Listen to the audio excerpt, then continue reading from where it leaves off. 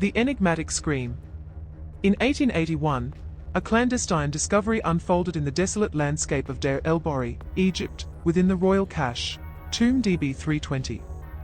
Amongst pharaohs and queens lay a mummy unlike any other, catalogued as KV 2006395, the Screaming Woman. While other royals rested in serene repose, her face was locked in a silent, eternal scream, head thrown back, mouth agape. A grotesque tableau frozen in time. Unlike her meticulously prepared and identified regal neighbors, she was shrouded in anonymity. No sarcophagus bore her name, no inscriptions revealed her identity, the ancient linen wrappings offered no clues. Initial examinations fueled speculation: was she a victim of poisoning, her agony preserved by the embalming process?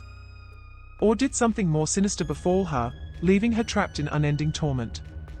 The mystery of her contorted features deepened the enigma surrounding her presence in the royal tomb, a silent scream echoing through ancient history. What secrets did she carry into the afterlife? The screams of the unnamed woman echo not just from her mummified throat, but from the very location of her tomb. Within the Deir el-Bahari complex, a site pregnant with royal intrigue, her resting place whispers tales of power and betrayal. Nestled near the mortuary temple of Hatshepsut, and later repurposed during the Ramesside period, the area was a nexus of ambition and clandestine activity.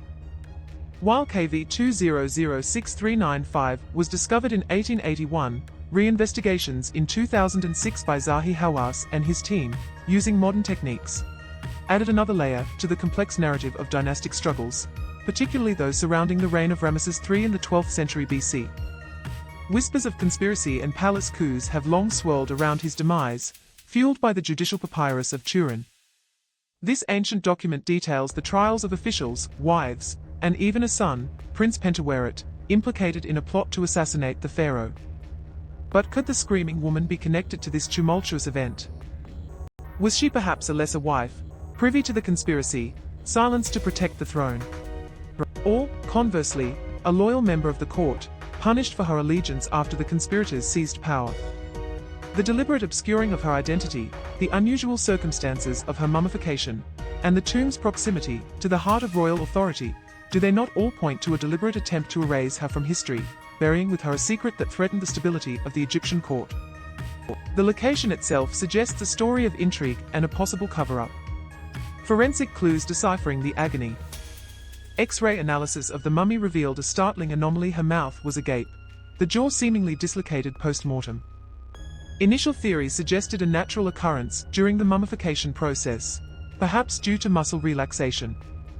However, closer inspection revealed evidence of hyperextension, hinting at a more violent cause. The body was unusually contorted, unlike the serene composure typically afforded to royal mummies. Further investigation focused on the mummification itself.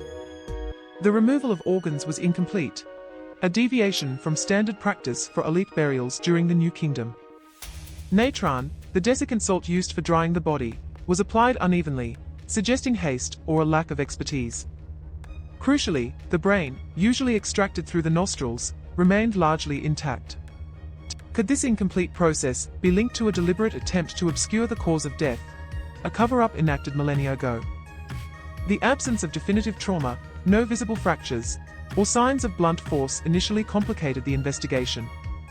However, a detailed examination of the mummy's neck revealed subtle signs suggesting the possibility of ligature marks, almost imperceptible to the naked eye.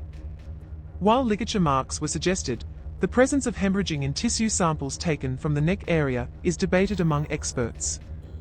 Was the Screaming Mummy silenced forever, not by natural causes, but by the cruel hand of a murderer, their secret buried deep within the Valley of the Kings?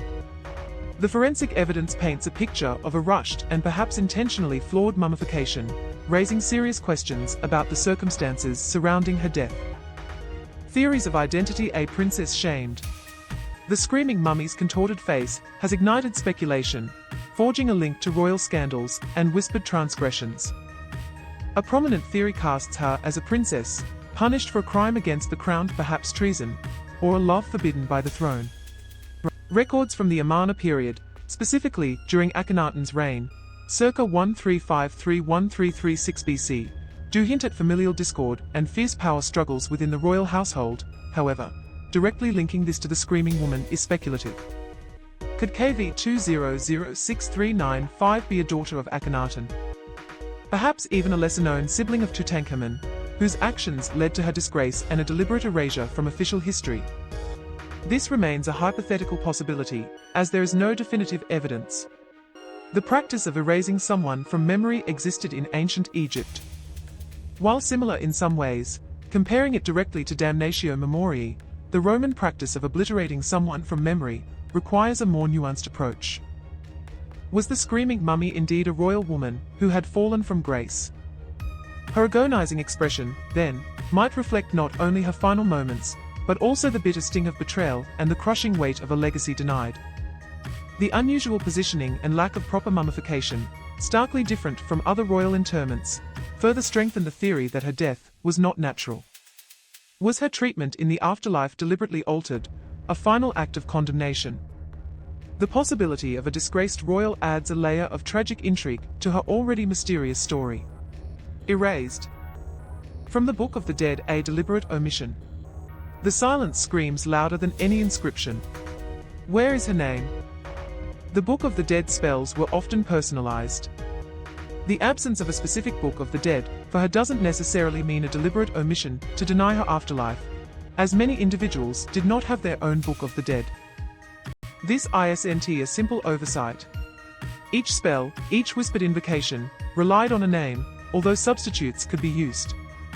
While names were important, the absence of a specific name doesn't automatically mean the journey was blocked. Chilling, isn't it? Was this a calculated erasure, a brutal denial of afterlife? Could her transgressions have been so profound, so unforgivable, that cosmic oblivion was deemed her only fitting sentence? The Pharaoh's court, wielding absolute power, was capable of rewriting history, of twisting religious practices to its will. Was her name deliberately excised, her identity buried to safeguard the dynasty's fragile reputation? A final, devastating condemnation, not eternal life, but eternal nothingness. The absence of her name from this crucial text speaks volumes about her potential disgrace and the efforts to erase her from existence. The evidence points to a calculated campaign, a deliberate erasure. Consider the stark contrast: her name meticulously excised from key religious texts, while other royals received elaborate funerary preparations. Why this difference? The Amarna period, a time of religious upheaval under Akhenaten, challenged countless traditions. It's been speculated that she could have been a casualty of that turmoil. Were her actions deemed so heretical that her very existence threatened the established order? The Pharaoh's court, wielding absolute power, undeniably possessed the means to rewrite history, manipulate religious practices, and most chillingly, erase individuals from collective memory. It has been suggested that powerful priests, eager to restore the old gods after Akhenaten's death, may have seized the opportunity to discredit anyone associated with the previous regime. Suppressing her narrative became paramount. Why? To ensure no whisper of dissent, no challenge to the restored religious authority, could survive. Her agonizing expression, a silent scream echoing across millennia, becomes a haunting testament to that orchestrated silencing. The meticulous nature of the erasure suggests a deliberate act of condemnation, aimed at silencing her voice for eternity. Echoes of the scream.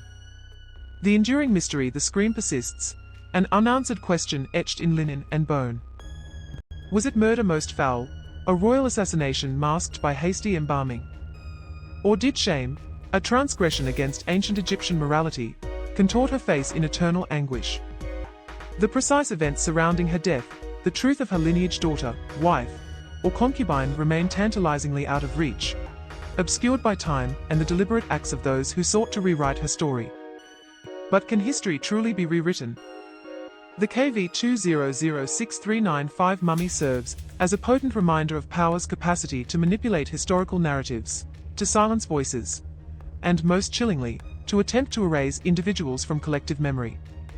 Her agony, a visceral echo across millennia, challenges us to confront the uncomfortable truths buried beneath the sands of time, urging us to question the stories we tell ourselves about the past and the implications of power. Unraveling the mystery of the screaming mummy, was her agonizing expression a result of murder? Or did it reveal a hidden shame that powerful ancient Egyptians wanted erased from history, rewriting her identity in the Book of the Dead and beyond.